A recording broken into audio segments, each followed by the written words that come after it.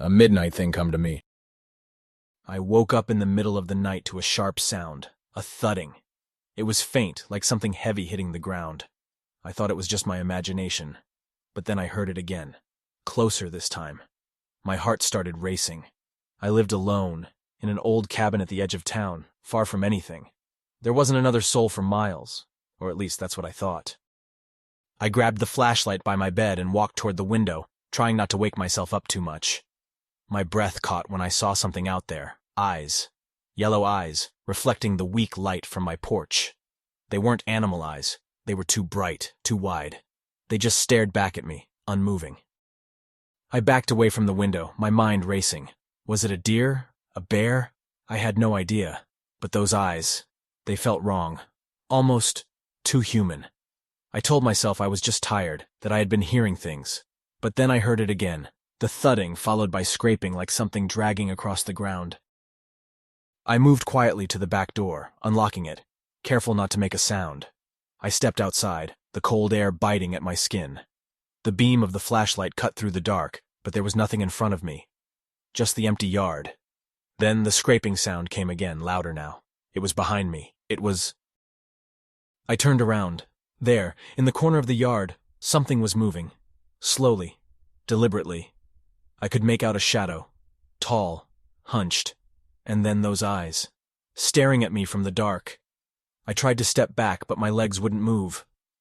The creature took a step toward me and I froze. I swear I saw something glisten. Its teeth. Long, sharp, like they weren't meant for chewing. Something in my gut told me I wasn't looking at an animal anymore. This wasn't wildlife. It was something else. It growled, low, like a warning. I don't know what happened next. I think I blacked out. The next thing I remember is waking up on the floor inside, the door wide open. I couldn't breathe, my chest tight. I scrambled up and bolted the door, shaking uncontrollably. I didn't dare look out the window again. I had to get out of there, but I couldn't leave until morning. As I sat there, paralyzed with fear, I heard it again. That scraping sound, getting closer. Something in my brain told me not to look, not to open the door. But I couldn't help myself. I had to know. I looked through the crack of the door, and that's when I saw it. There, in the yard, was the carcass of a deer, torn apart. Its eyes were wide open, staring into nothing, and standing just behind it, those yellow eyes. I slammed the door shut and locked it. There was no way I was leaving until daylight. I wasn't sure what I'd seen, or what had followed me home, but I knew one thing. Whatever it wasn't finished yet.